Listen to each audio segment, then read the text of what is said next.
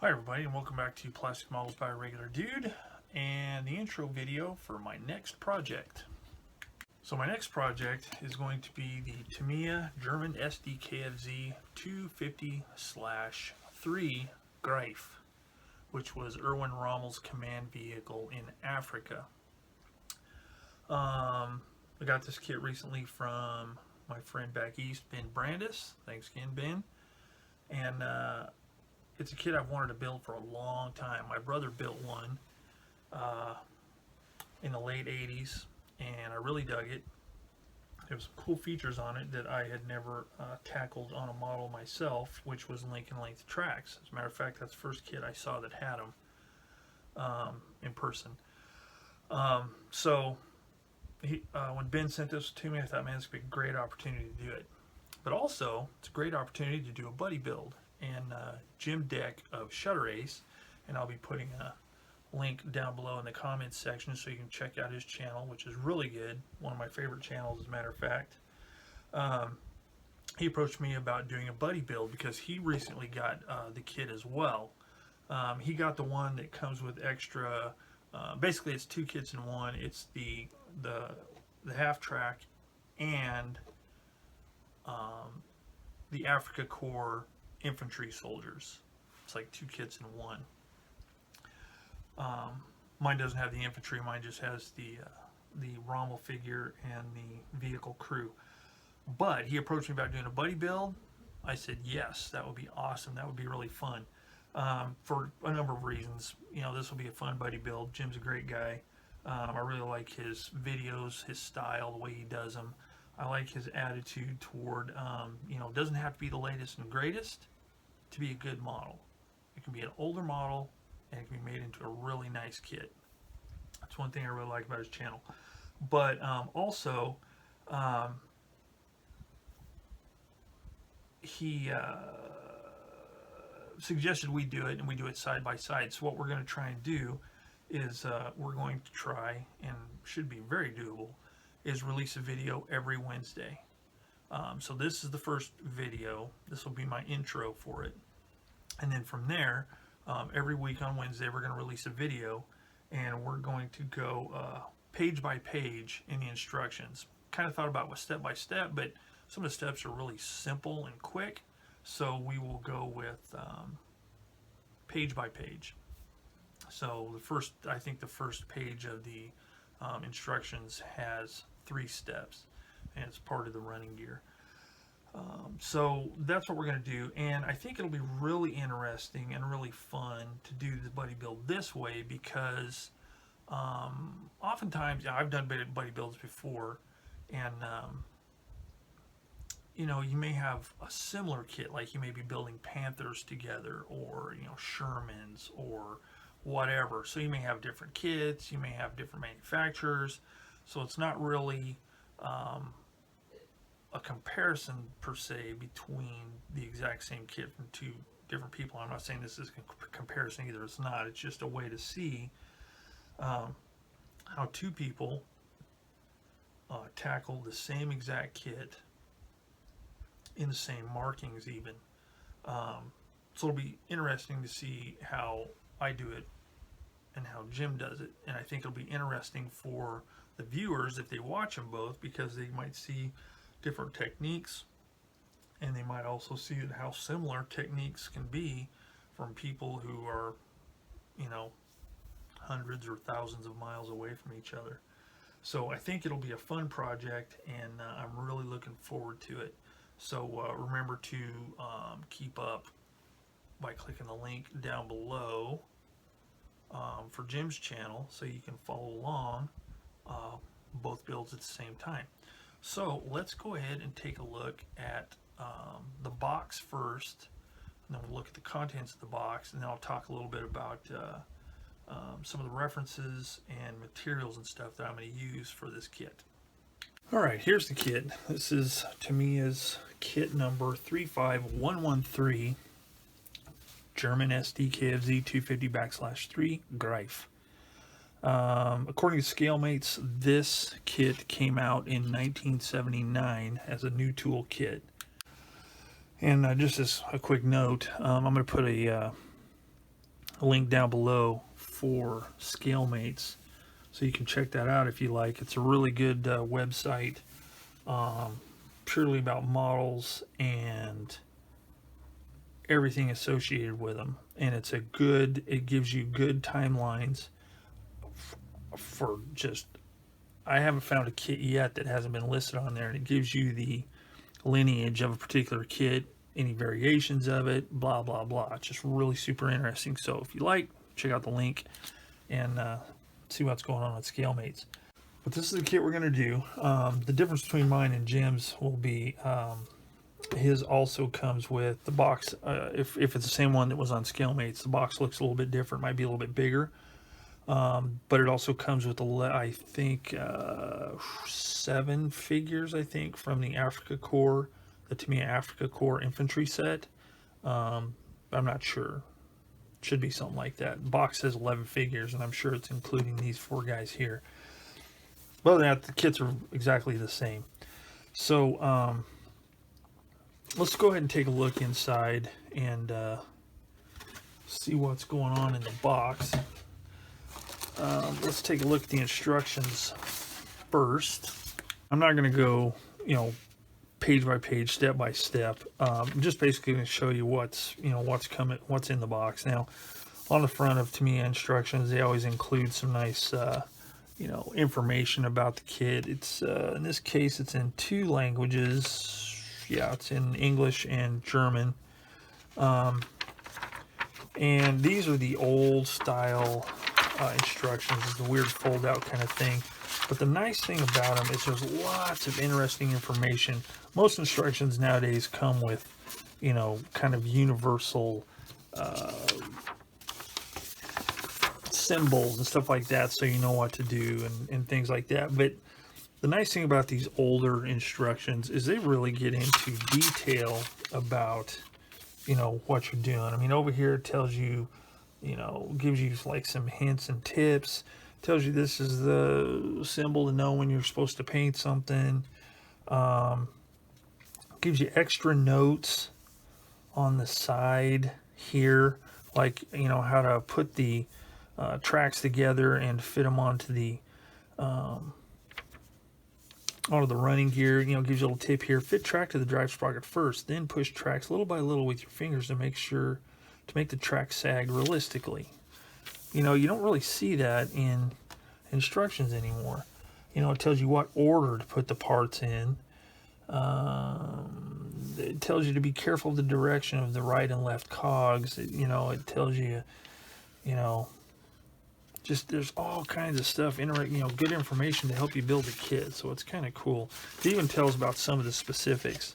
Again, here's some more stuff. It has a little illustration, photographic illustrations of what all this should look like once it's assembled.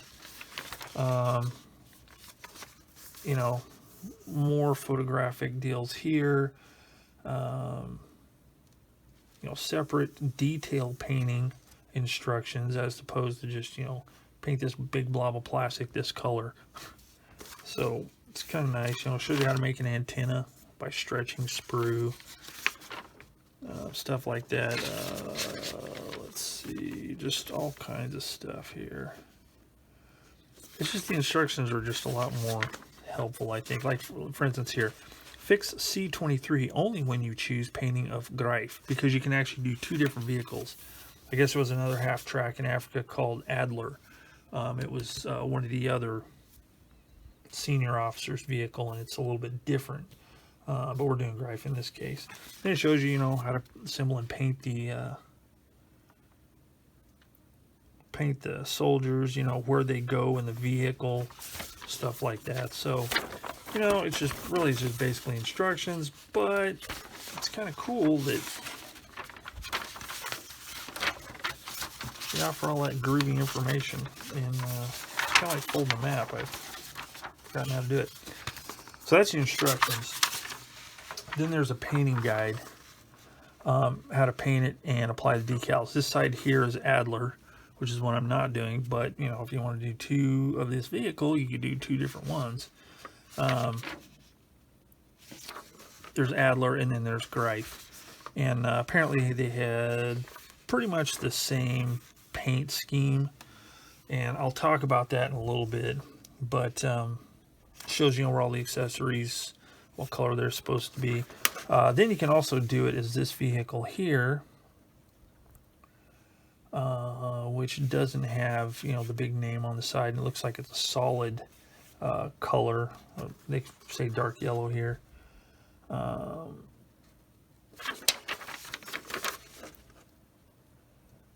Then there's a European front, Panzer Gray. So, you know, you got a few different options, so it's kind of cool. And then it gives us a nice photo here. What the different markings mean that's available. Now, as you can see, this kit is really old, but it's still in all the plastic. In the first bag, we have the decals. Now, this will be the tricky part. I'm hoping that these decals do not come apart. Now, they're not discolored or anything, so hopefully they should be good. And what I'll probably do is I'll probably take one of these Adler decals, since that's not the vehicle I'm using, and I'll try one of those and see how it works and make sure it doesn't come apart. If it came apart, that'd be a bummer. So, but we'll try one out and make sure.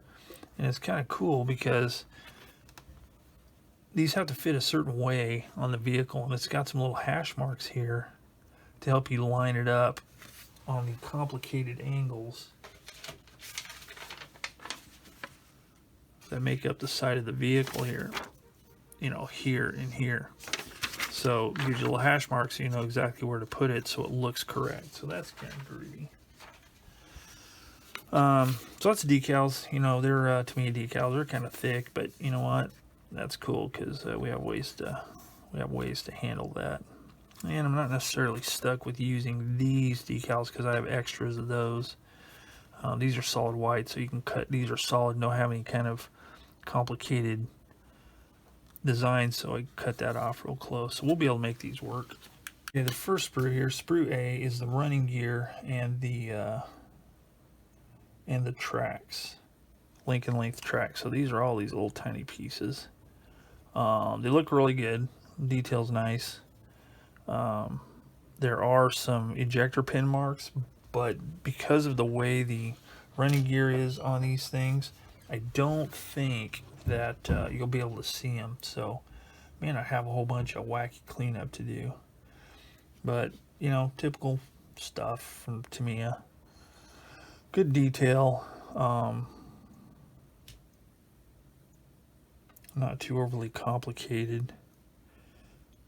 So that's Sprue A. That's all the wheels and stuff. Sprue B. That's what I like. Made in Japan. Most Tamiya kits are made in the Philippines nowadays, which, you know, it's not that bad, but, you know, it could be nicer. So here is an example of how kits have changed. So this part right here on this fender, it's molded on. So, you know, it's not as nice as if it was a separate piece. And normally I would probably remove that and try and do something else, but I don't think I'm going to. I think I'm going to show examples of how, see, like tools, you know, generally tools are not molded on like that. But I think I'm going to leave them on there, and I'm going to show you how you can make them, you know, sharpen them up a little bit to look a little bit more realistic. Instrument panel, it's a pretty nice detail. I mean, considering this is a 1979 kit, looks pretty good. There are some ejector pin marks that are going to have to be filled and sanded and stuff like that. Stuff like doors where you can see them. Not bad. Sprue B. Sprue C. Yeah, see there. I was looking for that. 1979. Here's another example of the way Tamiya used to do it. They used to try and keep it really simple. That's a good indicator there. Those are the jerry cans that go on the back of the vehicle, and they are molded pretty much as one piece. Now you do get, you know, the handles that go on top, so that helps with the detail a little bit. The caps are really basic, but again, I'm going to try and do this as much as I can out of the box. But the handles look pretty good. That'll help with the detail. This is the big bundle that goes on the front. It's not too bad. It's got some old seam lines. This is the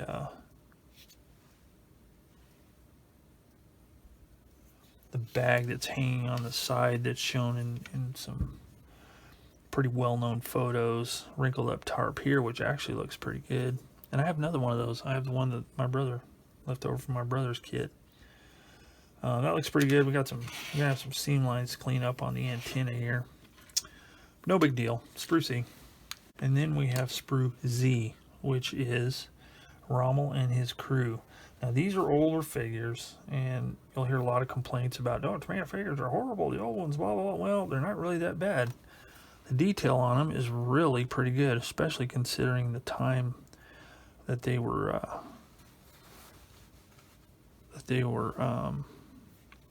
made. So I read recently somebody was complaining about the fact that the back of Rommel's trench coat is a separate piece. Why would they mold that as a separate piece? Well, if you didn't, you wouldn't have, I mean, it's not like you're going to see it because it's going to be in the vehicle anyway, but it wouldn't look like, you know, leather hanging down. It would just be solid block on the bottom with feet coming out. An example of that is Tamiya's 88 millimeter flat gun kit. It comes with a lot of figures, and one of those figures is a motorcycle, like dispatch rider or something, and he's wearing one of the rubberized trench coats that the motorcycle riders wore, but he was just solid, and his feet just came out of the flat bottom. And again, it's not like you see it, but you know, at least they were thinking, you know, they wanted to make the coat look a little bit more realistic. There's a lot of fabric, or a lot of folds and stuff like that, so it'll be good to paint and give it some depth and stuff. A lot of accessories here. Trenching tools, bayonets, canteens, gas masks, all that stuff. So that's the figures, and that'll be fun painting those, because you know me and figures. But should be good. Sprue Z. Last two plastic parts is the lower hull, which is a one-piece affair with sides molded on, and it's kind of nice because not a lot of small parts. Most newer kits, all this would be separate parts that you have to glue on, and you know, it's all behind, so you're not going to see it anyway, so they're not separate parts, no big deal. And then the upper hull, and they seem to fit together really well. Might have to do a little bit of filling and sanding there, but might be able to do it without filler, but we shall see. Sometimes I'm quite successful with that. But anyway, that's that. So that is all the plastic. Now, one more thing that I always dug about these kits when I was younger were these cool things that would come with the kits. So first in quality around the world. Now with Tamiya's 4 finishing age, your model turns into a masterpiece. Yeah, Tamiya acrylic paints, Tamiya paint marker. I don't even know if they make those anymore. Tamiya modeling brushes, which I have seen, and Tamiya polycarbonate paints. So that was just some really swinging stuff back in the old days. I used to dig reading these things. I could get the same one in every kit and I'd read them every time, but this was what was really cool. If you didn't have a place to actually get the catalogs, you could get these things right here, these fold outs that had all these cool stuffs all over it, all these kits. And I have built quite a few of these kits. Let's take a look at them, shall we? I built the Challenger. Built a Merkava just last year, as a matter of fact. Built the M4A3. Getting ready to build this. Built the M3 Bradley. That was one I always wanted.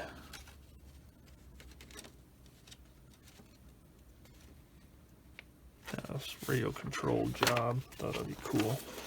Never built any of these though. Didn't build any of the cars or motorcycles. I wasn't into that stuff, but it was really cool to get those. It was fun to look at them.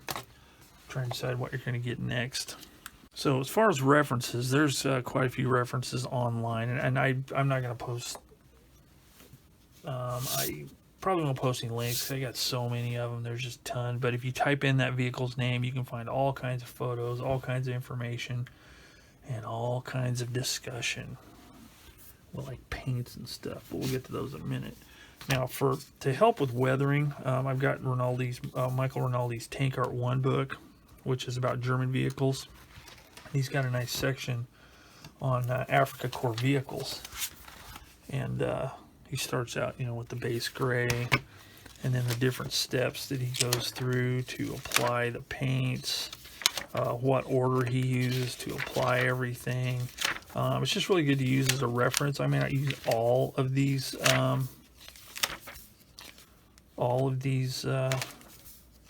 steps, but it gives you a good idea of what you can do as far as weathering and chipping and all that kind of stuff. Because doing desert vehicles is a lot different than doing, say, a vehicle in the ETO, the European Theater of Operations. So for paints, I've got excessive notes for paints. So I did a little bit of research to try and determine what color his vehicle was, the Greif. It's generally agreed that it came to the African theater, to North Africa, as a German gray vehicle. There's all kinds of arguments about what German gray is.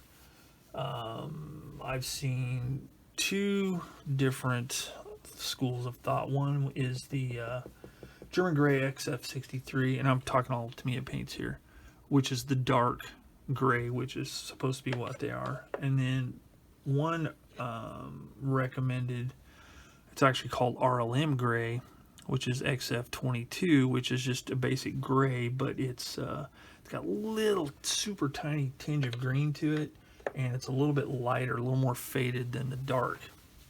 So that's probably what I'm going to use for the base color, inside and out. Now, there is discussion on whether the interior was painted gray, or was just left gray, or if it was painted in the external camouflage color. And there's not a whole lot of agreement, but common sense would say it was probably left gray. It would save on materials for a supply-strapped army, and save on time. So that's the school of thought I'm going with. I'm doing my interior gray. It's going to be really dirty, scuffed up, and then the outside will have the camouflage colors, which will be the gray, and then the camouflage color, which is another source of contention. Was it RLM 8000? Was it RLM 8020? Because depending on the time period, 1942, it was supposed to be this color, but before that, it was that color. Like, for instance, it's just all over the place, and nobody can seem to agree. But it seems as if it was probably the gray with the initial color of RLM 8000, which is kind of a brownish yellow color. So if anybody has any information that they can shed some light on this subject, put it in the comment section down below, because I am not, averse to taking advice and changing up my plan a little bit if I have to. But right now it looks like I'm going to go with the XF22 for the gray base, and I'm going to be using a mix of XF59, XF62, and XF3 to make the RAL 8000 for the brownish yellow color. Now, some people say, you can just use desert yellow, which is XF59, which it's not bad. It's got a little bit of brownish tint to it compared to the XF60, which is a little more, has a little bit of a green tint to it. And I may, just for the sake of ease, I may just use the desert yellow XF59, because keep in mind that it's going to be real dirty and dusty. So the base color is going to look a whole lot different once all the filters and dirt and weathering and all that kind of stuff goes on it. So that's a kind of up in the air, but I'm either going to do the XF59 straight out of the bottle, or I'm going to do the mix of XF59 with a little bit of XF62, which is olive drab, and XF3, which is yellow. So I'm probably going to mix them up. I'm probably going to spray them both on a piece of plastic, see how they look, on top of gray. I'll use the XF22, spray that first, spray some just to test it and see. But that'll be that will probably be what I'm going to do. But I am going to be using the Tamiya paints because those are the ones that work best for me. So other than that, I will put another link in the bottom down there for the Tank Museum channel. So if you don't know about it, it's the Bovington Tank Museum in England, and they are world renowned. They have Tiger 131 there, which was captured from Africa, and they have a segment purely on the German colors. They have a video, and it's very informative, taken right from records from Germany, actual color chips, all that kind of stuff, and they talk about all those colors. So I'm going to put a link for that down below as well, because it's very interesting. If you do German vehicles, it's not an exhaustive reference, but it is interesting, and it does specifically talk about the Africa Corps and the colors that they used. So it is helpful. So that is pretty much it as far as what I'm going to be using. I'll be using my regular cements and all that kind of stuff, so I won't get into that, but that is the plan. So that's it. That's the plan. That's the kit and the plan for the buddy build with Jim Deck and the Tamiya Greif, Erwin Rommel's, Field Marshal Erwin Rommel's command vehicle in the Africa Corps, North Africa. So it should be a really fun build. I'm looking forward to it. Stay tuned to the channel. Hopefully this one wasn't too long, but I'm trying to lay out what's going on with this thing. And again, if anybody has any info on, especially on the colors, put them in the comment section down below. Give some references, stuff like that, because, you know, again, I'm not set in stone. I'm good at, you know, taking advice if it's good advice. Yeah. So anyway, that's the plan for the buddy build. So stay tuned on Wednesdays. Wednesday afternoon, evening is when I'll be uploading the videos to YouTube, so you can follow along. And once I get completely finished, I'll do it in a big long playlist, and that way if somebody wants to, you know, follow along, they can. So this will be a step-by-step type of build. So any beginners out there, I'm not going to be doing anything crazy. If you followed with my beginner builds, this one would fall right in there.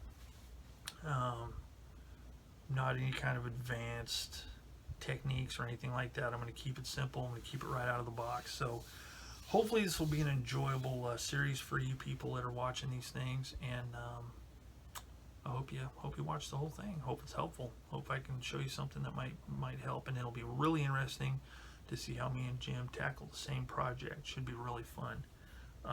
So anyway, that's it for now. That's the end of this episode.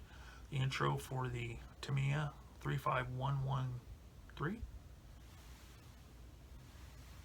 Sdkfz 250/3 Greif Field Marshall Erwin Rommel's half track buddy build with gym deck.